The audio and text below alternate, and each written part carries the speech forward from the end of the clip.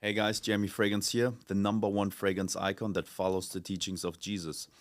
I am making a test recording for a possible podcast of mine, and I have my brother here who's 4 years older than me.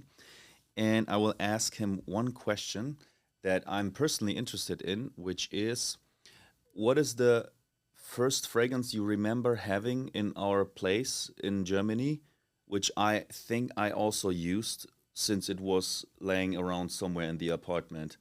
Yes, and the name escapes me right now. Something It's like the Max, no, it was the male bottle S. from Oliver, Le Mal, Jean Paul Gaultier. yes, Jean Paul Gaultier, 100%.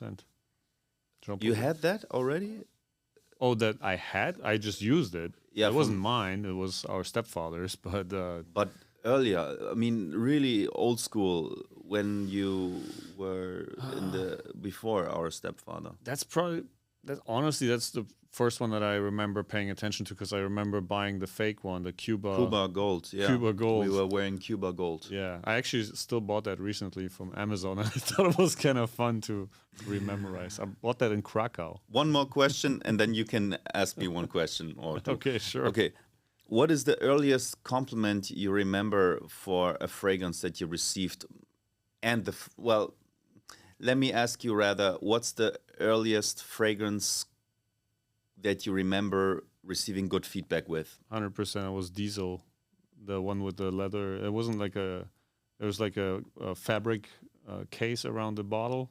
Diesel Fuel for Life. Fuel for Life, yes, that one. When I was wearing that in Hawaii, and even during business meetings, I actually got compliments the first couple love of it. times on that. So that was my go-getter for a couple of years. Nice. Now let me ask you a Okay, question for all those people that are trying to become as successful as you are when it comes to attention and being an attention merchant. Essentially, you have this cool strategy of how to post.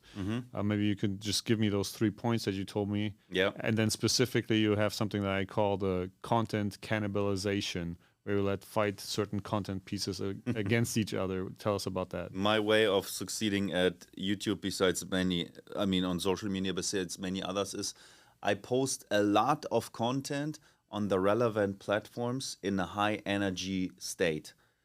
So I post a lot of content, let's say 20 pieces of content per day on the relevant social media platforms like TikTok, Instagram, and YouTube in a high energy mood before eating, within my workouts, or being in a enthusiastic mood otherwise. So that's the idea.